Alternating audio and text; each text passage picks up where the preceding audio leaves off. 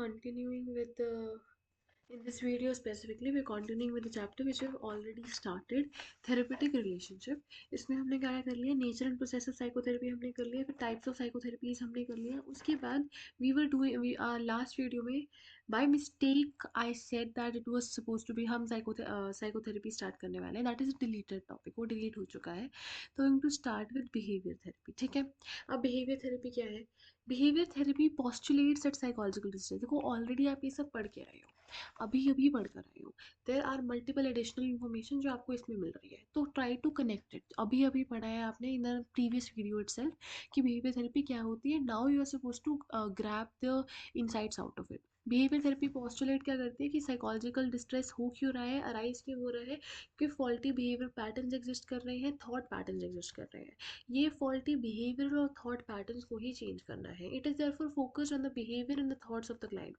कि क्लाइंट सोच कैसे कर रहा है, उसका बिहेवियर कैसा है, that is defining it. The past is relevant only to the extent of understanding the origin of the faulty behaviour and thought patterns. देखिए, now this is in contrast to psychotherapy. जब हम psychotherapy की बात करते हैं तो past की relevance बहुत ज़्यादा हो जाती है.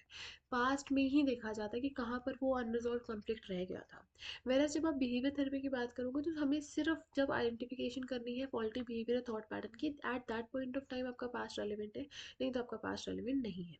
पास्ट इज नॉट एक्टिवेटेड और रीलिव्ड. ये हम देखिए आपको मैं थोड़ा सा इंसाइट दूँ, तो पास्ट एक्टिवेट किया जाता है, रीलिव किया जाता है जब हम बात कर रहे होते हैं साइकोथेरेपी की. बिहेवियर थेरेपी में ना तो पास्ट को एक्टिवेट किया जाता है ना रीलिव किया जाता है. Only the faulty patterns are corrected. सिर्फ जो फॉल्टी बिहेवियरल पैटर्न्स है, कॉग्निटिव पैटर्न्स है, थिंकिंग पैटर्न्स है, उनको करेक्ट किया जाएगा और कहाँ प्रेजेंट में किया जाएगा. जो क्लिनिकल एप्लीकेशन है लर्निंग थ्योरी की, लर्निंग थ्योरी के जो प्रिंसिपल्स हैं जो कॉन्स्टिट्यूट करते हैं बिहेवियरल थेरेपी को, this is it. The clinical application of learning theory principles constitute behavioural therapy. क्या क्या है भाई इसमें? Large set of specific techniques and intervention exist करते हैं. कोई यूनिफाइड थ्योरी नहीं है. यूनिफाइड थ्योरी नहीं है मतलब which is applicable respective of the clinical diagnosis और द सिम्टम प्रेजेंट. सिम्टम और क्लिनिकल डायग्नोसिस के हिसाब से आपकी साइकोथेरेपी चेंज हो सकती है. This is not a unified theory. This cannot be applied irrespective of the clinical diagnosis or symptoms. अगर symptoms और clinical diagnosis different आ रहे हैं तो आप दूसरी psychotherapies use करोगे. The symptom of the client in the clinical diagnosis, जो symptoms आ रहे हैं, जो clinical diagnosis आपको मिल रहा है, they are the guiding factors कि आप कौन सी technique use करोगे. Of the specific technique or intervention to be applied. Treatment of phobias. Phobias, excessive and crippling fears, जब वहाँ पे fear exist कर रहा है, would require the use of one set of technique, while that of the anger outburst would require another. देखो वो उन्होंने example दिया है कि अगर आप phobias की बात कर रहे हो, अगर आप phobias से connect करो, हमने phobias कहाँ पढ़े? हमने चैप्टर 4 में phobias पढ़े थे. phobias में भी हमने पढ़ा था specific phobia क्या होता है, separation anxiety disorder क्या होता है, SAD के बारे में हमने पढ़ा था. ठीक है, तो we have read about phobias. अगर मैं आपको थोड़ा सा बताऊँ याद, अगर आपको याद आए तो कमेंट सेक्शन में बताइए एग्रोफोबिया क्या होता है. ठीक है, व्हाट इज एग्रोफोबिया, एगोरोफोबिया, जो भी जैसे भी प्रोनाउंस करते हो तुम उसे. अ डिप्रेस्ड क्लाइंट, एक depressed client would be treated differently from a client who is anxious. Depression और एंशियस, देखो कोई some client is suffering from anxiety, another is suffering from depression. दोनों को सेम तो क्लिनिकल ट्रीटमेंट नहीं होगा ना. The foundation of behavioural therapy किस पे डिपेंड करती है? फॉर्मुलेटिंग डिसफंक्शनल और फॉल्टी बिहेवियर. ये ढूंढना कि कौन सा बिहेवियर फॉल्टी है, कौन सा बिहेवियर डिसफंक्शनल है. द फैक्टर्स विच जो रीइंफोर्स कर रहे हैं और जो मेंटेन कर रहे हैं इस बिहेवियर को. देखो ये क्या है, इसके बारे में आप आगे भी पढ़ने वाले हो, बट अगर मैं अभी आपके लिए आपको एक्सप्लेन करूँ तो देखो, एक तो है कि भैया ये मान लेते हैं, ये मैंने लोकेट कर लिया, ये मेरा फॉल्टी बिहेवियर है, that is causing all the problem. तो जितनी भी प्रॉब्लम्स है वो कौन कर रहा है? ये फॉल्टी बिहेवियर कॉज कर रहा है. ठीक है, अब ये फॉल्टी बिहेवियर की एग्जिस्टेंस का रीज़न क्या है, इसकी सस्टेनेंस का रीज़न क्या है, ये हट क्यों नहीं रहा? इस फॉल्टी बिहेवियर को कोई री करना है, कोई चीज़ री कर रही है इस फॉल्टी बिहेवियर को, तभी तो वो एग्जिस्ट कर रहा है. देखिए मान लेते हैं कि student is very very loud, बहुत ज़ोर से चिल्ला रहा है, या फिर वो बड़ा एग्रेसिव हो जाता है. तो हम देखते हैं दैट फैमिली में क्या होता है, फैमिली में when he is so loud तो उसको प्रेज किया जाता है, रीइंफोर्स किया जाता है. तो ऐसे कौन से फैक्टर्स हैं जो उस चीज़ को रीइंफोर्स कर रहे हैं, मेंटेन कर रहे हैं उस बिहेवियर को, and devising methods by which they can be change, और कैसे इस फॉल्टी बिहेवियर को चेंज किया जा सकता है. आगे आ जाते हैं मेथड्स ऑफ ट्रीटमेंट में. मेथड्स ऑफ ट्रीटमेंट में आप क्या पढ़ने वाले हैं? The client with psychological distress और physical symptoms which can not be attributed to physical disease. ये कौन सी बात हो रही है? We have read this. Somatic symptoms होते हैं। सोमैटिक सिम्टम्स कौन से होते हैं? वो फिजिकल सिम्टम्स जो फिजिकल डिसीज की वजह से नहीं है। Is interviewed with a view to analyse his और हर बिहेवियरल पैटर्न्स। उनको इंटरव्यू किया जाएगा, बिहेवियरल पैटर्न्स देखे जाएंगे, बिहेवियरल एनालिसिस होगा। बिहेवियरल एनालिसिस में आप क्या करोगे? आप फाइंड करोगे मैल फंक्शनिंग बिहेवियर, कौन सा बिहेवियर है जो मैल फंक्शनिंग है। फिर आप एंटीसीडेंट ऑफ फॉल्टी लर्निंग करोगे। एंटीसीडेंट ऑफ फॉल्टी लर्निंग क्या होता है कि फॉल्टी लर्निंग का कॉज क्या है। मान लेते हैं ये आपकी फॉल्टी लर्निंग है, तो इस फॉल्टी लर्निंग का कॉज क्या है। अगर आपको अभी एंटीसीडेंट नहीं समझ आया है तो कोई बात नहीं, इसी पैराग्राफ में आपको एंटीसीडेंट समझाऊंगी। Antecedents of faulty learning and the factors that maintain और कंटिन्यू फॉल्टी लर्निंग। ऐसे कौन से फैक्टर्स हैं जो मेंटेन करके रख रहे हैं, कंटिन्यू करके रख रहे हैं फॉल्टी लर्निंग। अब मैल फंक्शनिंग बिहेवियर कौन से होते हैं? वो behaviour which cause distress to the client. Malfunctioning behaviour कौन सा बिहेवियर है? वो behaviour which is causing distress to the client. Very important, underline करो, हाईलाइट करो, जो करना है करो, कम है, दिमाग में रखो। अब आते हैं एंटीसीडेंट फैक्टर्स के ऊपर। देखो एंटीसीडेंट मैंने अभी को बताया कि किसी पैराग्राफ में बताऊंगी, तो अभी बताती हूँ। एंटीसीडेंट फैक्टर्स कौन से होते हैं? वो causes which predispose the person to indulge in the behaviour. मतलब किस कॉज की वजह से वो इंसान उस बिहेवियर में इंडल्ज हो रहा है। What is the cause that is leading for him to do that.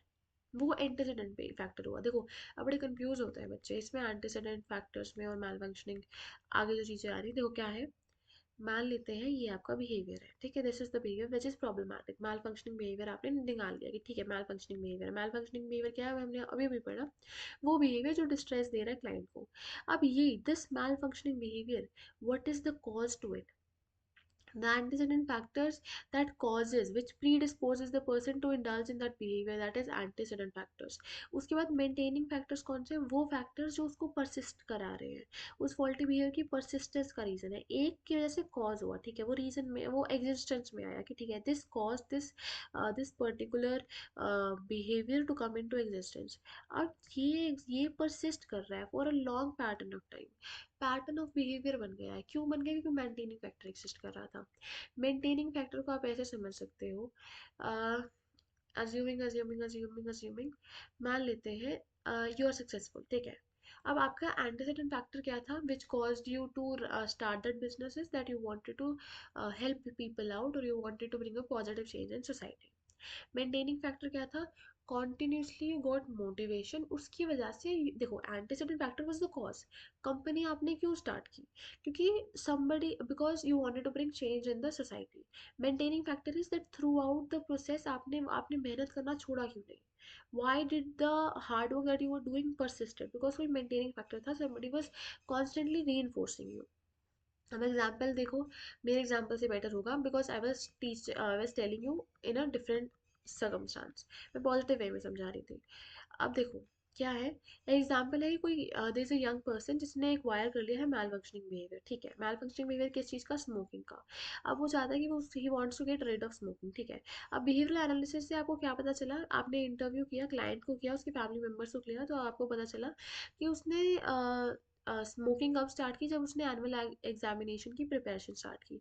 तो मतलब एंग्जाइटी की वजह से ही reported relief from anxiety upon smoking. Smoking क्यों स्टार्ट की? क्योंकि एंग्जाइटी थी। तो एंग्जाइटी यहाँ पर क्या बन गया? एंटीसीडेंट फैक्टर बन गया विच कॉज्ड स्मोकिंग, ठीक है। Thus, anxiety provoking situation became the causative और antecedent factor. आज ऐसी कोई भी सिचुएशन जिसमें अब उसे लगेगा उसको एंग्जाइटी होगी that will lead him to smoke.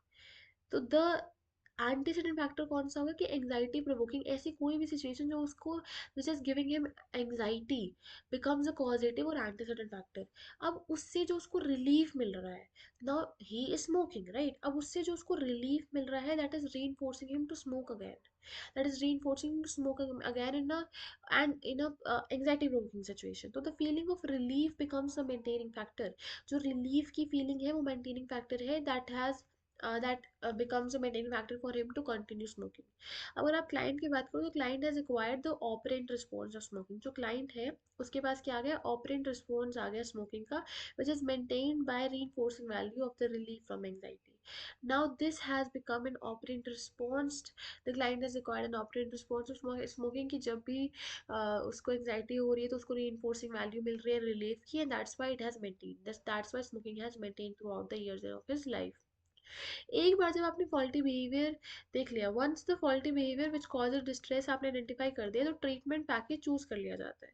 The M of treatment क्या है कि आपको एक्सटिंग्विश करना है और एलिमिनेट करना है फॉल्टी बिहेवियर को, फॉल्टी बिहेवियर हटाना है और उसकी जगह सब्सटीट्यूट लाना है। सब्सटीट्यूट क्या लाना है कि एडाप्टिव बिहेवियर पैटर्न, ये आपने ऑलरेडी पढ़ लिया है। The therapist does this through establishing antecedent operation. क्या करेगा वो? एंटीसीडेंट ऑपरेशन करेगा और कॉन्सिक्वेंट ऑपरेशन करेगा। अब गलती से मत सोचना कि उसका दिमाग दिमाग खोल रहे हैं वो ऑपरेशन करने बैठ के, नहीं, ऐसी कोई बात नहीं है। एंटीसीडेंट ऑपरेशन में क्या हो रहा है? There controlling behaviour by changing something that precede such behaviour. मतलब एंटीसीडेंट फैक्टर कौन सा था? एंटीसीडेंट फैक्टर्स था जिसकी वजह से बिहेवियर हो रहा है। Now let me explain it to you. देखो, एंटीसीडेंट फैक्टर कौन सा था जिसकी वजह से आपको प्रॉब्लम हो रही है? जो which is the cause for this behaviour, right? तो अब मैं इस एंटीसीडेंट फैक्टर पे जब काम करूंगी तो दैट इज एंटीसीडेंट ऑपरेशन। मैं इसको चेंज करूंगी, मैं इसको कंट्रोल करूंगी by changing something that precede such behaviour. The change can be done by increasing और decreasing the involutional value of a particular consequence. कि अब अगर वो स्मोकिंग करेगा तो he'll face this, he'll face a consequence जो अच्छा नहीं है। तो देखो अब हो क्या रहा है एंटीसीडेंट ऑपरेशन में? एंटीसीडेंट ऑपरेशन में आप कंट्रोल कर रहे हो बिहेवियर को bye changing something that precede such behaviour. इस बिहेवियर की प्रीसीड होता है पहले आना, सक्सीड होता है बाद में आना। तो इस बिहेवियर से पहले क्या आएगा? एंटीसीडेंट फैक्टर आएगा। तो उस एंटीसीडेंट फैक्टर में मैं चेंजेस ला रही हूँ। The change can be done, या तो मैं इंक्रीज कर दूँ या मैं डिक्रीज कर दूँ, क्या? Reinforcing value of a particular consequence. अब एग्जाम्पल पढ़ो, बहुत अच्छे से समझ आएगा। कैसे समझ आएगा? इसको हम कहते हैं, this is called establishing operation. For example हम क्या लेंगे? देखो, एंटीसीडेंट ऑपरेशन हमने देखा कि भैया अगर मैं एंटीसीडेंट ऑपरेशन पर काम कर रही, एंटीसीडेंट फैक्टर पे काम करूँ, दैट इज एंटीसीडेंट ऑपरेशन। अब एंटीसीडेंट ऑपरेशन के बाद जो इसका कॉन्सिक्वेंस है, कॉन्सिक्वेंस क्या था? Maintaining factor. अगर मैं मेंटेनिंग फैक्टर पे काम करूँ दैट इज कॉन्सिक्वेंट ऑपरेशन। अब एग्जाम्पल पढ़ो। For example, if a child gives trouble in eating dinner, dinner नहीं खा रहा है, ठीक है। एस्टैब्लिशिंग ऑपरेशन क्या होगा? एस्टैब्लिशिंग ऑपरेशन क्या है? जो प्रीसीडिंग है, ये डिनर खाने के बाद। तो एस्टैब्लिशिंग ऑपरेशन होगा would be to decrease the quantity of food served at tea time. Tea पे जितना खाना दिया जा रहा है वो हम कम कर देंगे। अब उससे उसकी हंगर बढ़ जाएगी डिनर तक, ताकि उसकी and thereby increasing the reinforcing value of food at dinner. Praising the child, जब वो अच्छे से खाना खा रहा है उसको इनकरेज करेगा। एंटीसीडेंट ऑपरेशन क्या होगा? Reduction of food eight tea time. और कॉन्सिक्वेंट ऑपरेशन आपको यहाँ पर क्या रहा कि आपने उसको प्रेज किया। देखो, एंटीसीडेंट ऑपरेशन, ठीक है, ये था आपका एक्शन, ठीक है, ये था आपका कॉन्सिक्वेंट ऑपरेशन। अब देख के चलो, एंटीसीडेंट फैक्टर यहाँ पर क्या था? एंटीसीडेंट फैक्टर था कि भैया बच्चा टी के टाइम पे ही इतना ज़्यादा खाना खा रहा है कि डिनर तक उसको भूख ही नहीं लग रही, ठीक है। और मेंटेनिंग फैक्टर क्या है कि उसको वो खाना खाए या ना खाए, उसको डांट ही पड़ रही है, या फिर देयर इज नो रिस्पॉन्स, उसको लग रहा है कि ठीक है ना, खाना नहीं खाना, या फिर he is okay, he feels good not eating food at dinner because his stomach is already full. आपने एंटीसीडेंट ऑपरेशन किया, एंटीसीडेंट फैक्टर पे काम किया, आपने टी टाइम का खाना बंद कम कर दिया। और फिर आपने क्या किया? आपने आपने किया एस्टैब्लिशिंग ऑपरेशन। और एस्टैब्लिशिंग ऑपरेशन या कॉन्सिक्वेंट ऑपरेशन, उसमें आपने क्या किया? उसमें आपने प्रेज किया चाइल्ड को for eating his dinner nicely. अब इससे क्या हुआ? It establishes the response of eating dinner. So this is how it works, this is how you do it, ठीक है। दिस इज वेरी इंपॉर्टेंट, आपने बिहेवियल थेरेपी में ही कर लिया है। अब आ जाते हैं बिहेवियरल टेक्निक्स। बिहेवियरल टेक्निक्स क्या होती है? बहुत सारी रेंज ऑफ टेक्निक्स होती है which is available for changing behaviour. Behaviour को चेंज करने के लिए स्पेक्ट्रम ऑफ टेक्निक्स अवेलेबल है। इनके प्रिंसिपल्स क्या होते हैं? ताकि वो अराउजल लेवल को कम कर सके क्लाइंट का, उसके बिहेवियर को चेंज कर सके। क्लासिकल कंडीशनिंग से करो, ऑपरेंट कंडीशनिंग से करो, डिफरेंट कॉन्टिजेंसीज ऑफ रिइंफोर्समेंट से करो, कैसे भी करो। विकेरियस लर्निंग करो। विकेरियस लर्निंग क्या होता है? इसी टॉपिक में बढ़ाएंगे, है पार्ट में है, लिखा हुआ है बुक में, लिखा हुआ है बुक में से ही पढ़ाएंगे। As well as to use vicarious learning procedures if necessary, ठीक है। तो अब बिहेवियरल टेक्निक्स पे आ जाते हैं, वेरी इंपॉर्टेंट। कई बार बच्चे एवर्सिव रीइंफोर्समेंट या नेगेटिव रीइंफोर्समेंट या एवर्सिव कंडीशनिंग में बड़े कंफ्यूज हो जाते हैं। तो दिस टॉपिक इज इंपॉर्टेंट, ध्यान से सुनिएगा, बहुत ज़्यादा ध्यान से सुनिएगा, ठीक है। Now coming to it, okay. A range of techniques is available for changing behaviour. हमारे पास एक रेंज ऑफ टेक्निक्स अवेलेबल होती है अगर हमें बिहेवियर को चेंज करना होता है। अगर हम प्रिंसिपल्स की बात कर रहे हैं टेक्निक्स की, तो प्रिंसिपल्स कौन से हैं कि आपको रिड्यूस करना है। रिड्यूस क्या करना है? आपको रिड्यूस करना है अराउजल लेवल क्लाइंट का। अब जिस तरीके से आप उसको कम करोगे, जिस तरीके से आप उस इंसान का बिहेवियर ऑल्टर करोगे, दैट इज लिस्टेड बिलो। तो अब सबसे पहले हमारे पास क्या आता है? Negative reinforcement. Negative reinforcement and aversive conditioning दो मेजर टेक्निक्स है बिहेवियर मॉडिफिकेशन के। आपने 11th में पढ़ लिया है कि ऐसा response that leads organism to get rid of a painful stimuli और avoid and escape from them is negative reinforcement. ठीक है, सुनिए क्या है कि कोई पेनफुल स्टिमुलाई एग्जिस्ट कर रहा है, आप उसको एस्केप करने की कोशिश कर रहे हो। वन वुलन क्लोथ्स आप क्यों पहन रहे हो? ताकि आपको वुलन क्लोथ्स आप क्यों पहन रहे हो? ताकि आपको ठंड ना लगे, राइट? तो ऐसी कोई चीज है जिसको अवॉइड करने के लिए, जिससे दूर भागने के लिए आप काम कर रहे हो, that is negative reinforcement. One learns to move away from dangerous stimuli because they provide negative reinforcement, that is negative reinforcement. अब aversive conditioning क्या होता है? Repeated association of undesired response with aversive consequence. अब समझने की कोशिश करना, इन दोनों में आपको डिफरेंस ही नहीं समझ आता है। देखो मैं समझाती हूँ, बड़े अच्छे से समझाते हैं। देखो, try to understand this simple thing. एक केस में क्या हो रहा है?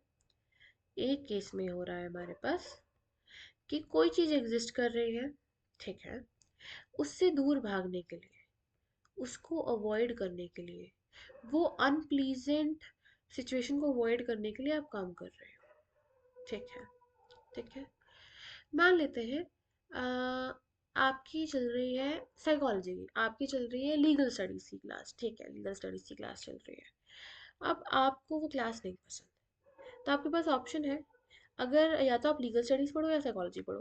तो लीगल स्टडीज की क्लास से दूर भागने के लिए आप साइकोलॉजी क्लास करते हो। Now you are not good at psychology, so I want you to take psychology classes.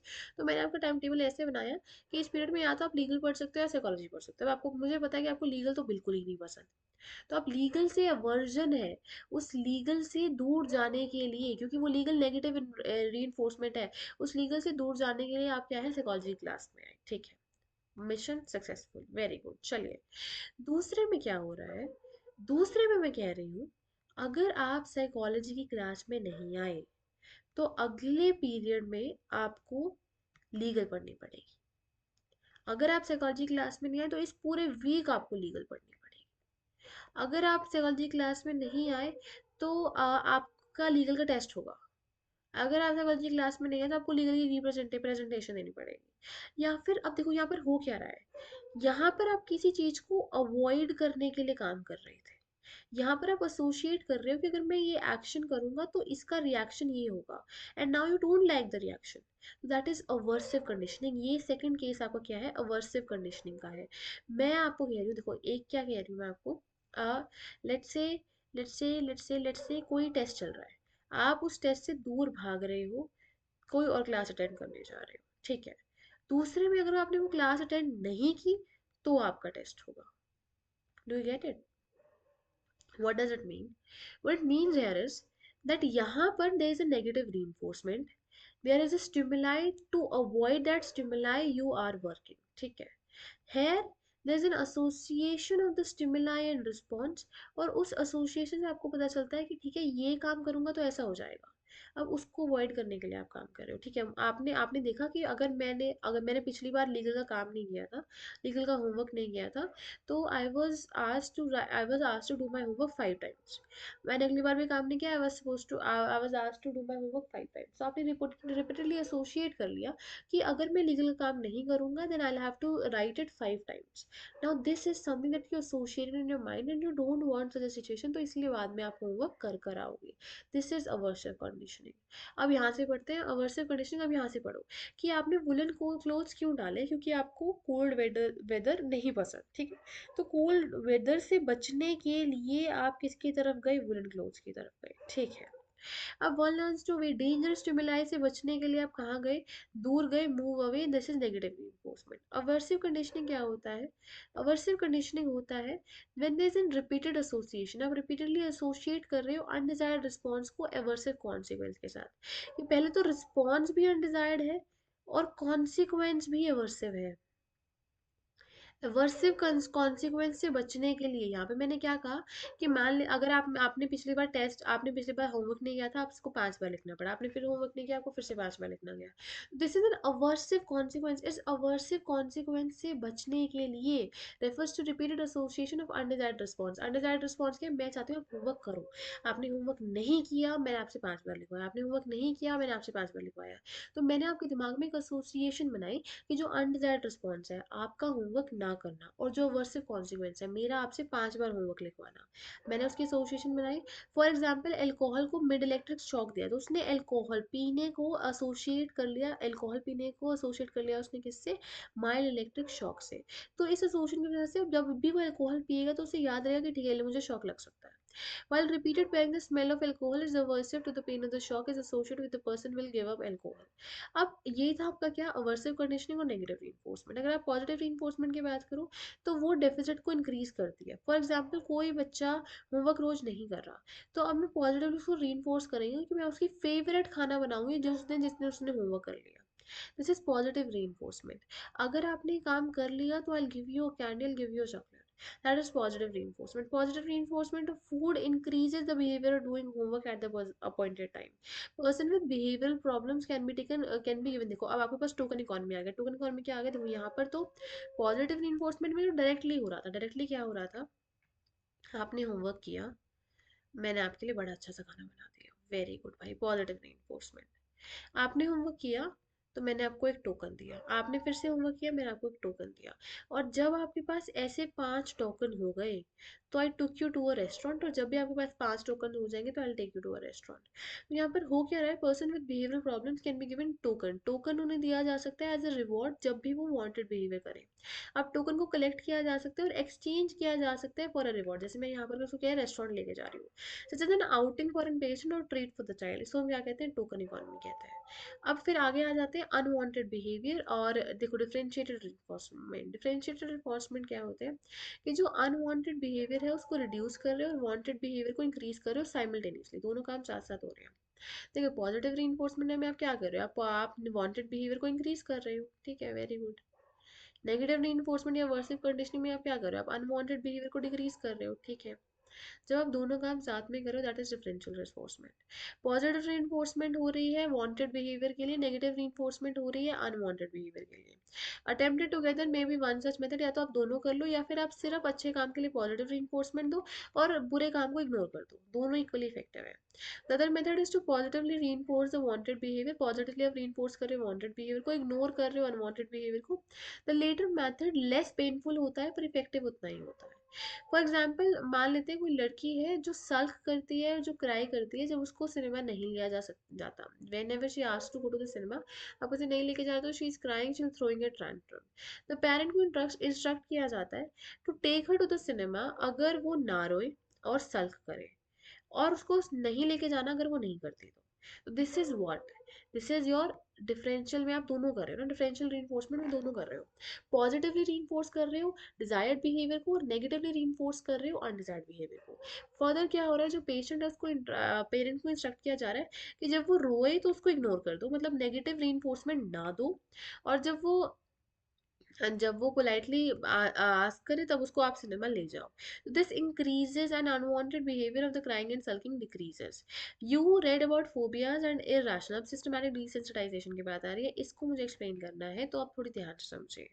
Systematic desensitization, एक हिरार्की बनाऊंगी मैं, ठीक है, हिरार्की बनाऊंगी। मान लेते हैं आपको हाइट से बहुत डर लगता है, बहुत ज़्यादा डर लगता है, चलो ठीक है लगता है, तो ऐसा तो है नहीं मैं आपको फ्लाई लिफ्ट में बिठाऊंगी, पहले तो आपको लिफ्ट से भी डर लगता है, और मैं लिफ्ट में बिठा के आपको ले जाऊंगी 100वें माले पर, कहूंगी नीचे देखो, नहीं, मैं सिस्टमैटिकली डिसेंसिटाइज करूंगी। कैसे करूंगी, मैंने एक हिरार्की बनाई from low to high.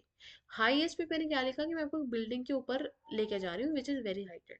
Lowest पे मैंने क्या लिखा, मान लेते हैं मैं आपको इस टेबल के ऊपर बिठा रही हूँ, and I am like is this distance safe for you, ठीक है, मान लेते हैं ये भी आपके लिए बहुत ज़्यादा, ये नहीं नहीं आई एम स्केर्ड ये वो सब, तो then I will make you sit on a chair stair, then I will gradually move up. अब हर स्टेयर के साथ साथ, देखिए मान लेते हैं पहली स्टेयर पे चढ़े, ठीक है चढ़े, अब आप दूसरी स्टेयर पे चढ़े, तो आपको दूसरी स्टेयर से डर लग रहा है, डर लग रहा है, पहली स्टेयर का डर आप भूल रहे हो। This is the principle of reciprocal inhibition. आप दूसरी स्टेयर पे गए, अब आप पहली स्टेयर का डर भूल रहे हो। आप तीसरी स्टेयर पे गए, आप दूसरी स्टेयर का डर भूल गए हो। अब मान लेते हैं आप 150th स्टेयर पे चले गए, तो आपको 149 का ही डर लगेगा। आपको फर्स्ट स्टेयर पे खड़े होने से अब डर नहीं लगेगा, क्योंकि वहां से तो आप आ गए। Is a technique introduce by Wolpe. किसने इंट्रोड्यूस की, बहुत इंपॉर्टेंट है, वॉल्फ ने इंट्रोड्यूस की। इससे फोबियाज और इरेशनल फियर्स को क्योर किया जाता है। क्लाइंट को पहले इंटरव्यू किया जाएगा, जो फियर प्रोवोकिंग सिचुएशन है वो उससे पूछे जाएगी, और टुगेदर आप क्या करोगे, एंड टुगेदर द क्लाइंट वो एक हिरार्की बनाएगा। जैसे मैंने अभी भी टेबल बनाई थी, वो ट्रायंगल बनाया था, that you will make an hierarchy.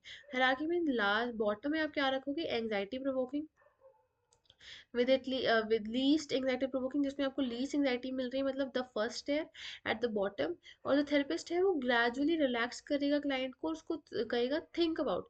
Ma'am देखो ये तो कह रहे हैं कि आप स्टेयर पे बिठाओ भी ना, आप बस उसको सोचो कि वो इमेजिन करे, पहले इमेजिन करें, फिजिकल इम्प्लीकेशन तो बहुत बाद में आएगी। आज the client to think about the least anxiety provoking situation. Least anxiety provoking situation क्या है, जहाँ पर एंग्जाइटी हो रही है बट बहुत कम है, मिनिमल है। Give the detail of relaxation procedure. 5.2 हमें रिलैक्सेशन प्रोसीजर के बारे में बता रहे हैं, but and we'll read that, but later we'll complete this topic first. The client is asked to stop thinking of the fearful situation. अगर उसकी tension ज़्यादा, अगर उसको टेंशन फील हो रही है तो वो छोड़ दे, ठीक है। Leave it as soon as, जब आपको लगे that you there is a fearful situation and you have a slight tension, तो आप उसको छोड़ दो, उसके बारे में सोचना छोड़ दो। हर सेशन से पहले तो client is able to imagine a more severe fearful situation, वो मेंटेन कर पा रहा है अपनी रिलैक्सेशन। क्लाइंट सिस्टमैटिकली डिसेंसिटाइज हो रहा है, और ये प्रिंसिपल कौन सा है, principle of reciprocal inhibition. I can not stress upon how important it this is very important. अब ये प्रिंसिपल क्या कहता है, ये प्रिंसिपल कहता है कि जब दो म्यूचुअली अपोजिंग फोर्सेज एग्जिस्ट कर रही होती है एट द सेम टाइम, ठीक है, आपको सेकंड स्टेयर से भी डर लग रहा है, आपको फर्स्ट स्टेयर से भी डर लग रहा है, दो म्यूचुअली अपोजिंग फोर्सेस, आपको दोनों से ही डर लग रहा है, they both are mutually opposing forces for the same time. तो अब जो फर्स्ट स्टेयर है वो आपकी वीकर फोर्स हो गई, और जो आपकी सेकंड स्टेयर है वो आपकी स्ट्रोंगर फोर्स हो गई। तो जो वीकर फोर्स है it inhibits the weaker force, the relaxation response, first जो वीकर फोर्स है उससे आपको डर लगना बंद हो जाता है। The relaxation response is first built up by mild anxiety provoking scene से, और फिर आप जाते जाते जाते रिलैक्सेशन बिल्ड करते हो, एंग्जाइटी को ओवरकम करता है क्लाइंट, टॉलरेट कर पाता है progressively greater level of anxiety, और फिर वो रिलैक्स स्टेट में जा पाता है।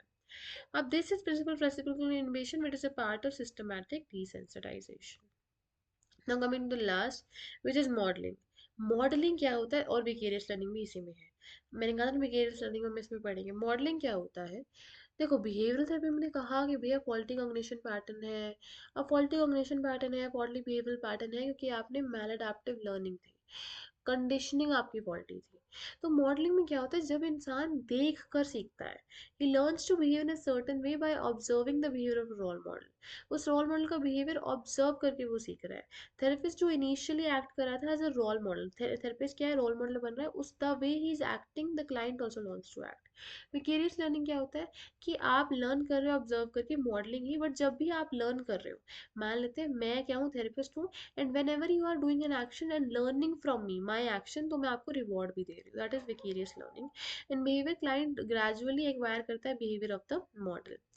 Great variety of techniques exist कर रही हैं बिहेवियर थेरेपी में। The skill of therapist lies in conducting an accurate behaviour analysis, building a treatment package with appropriate techniques.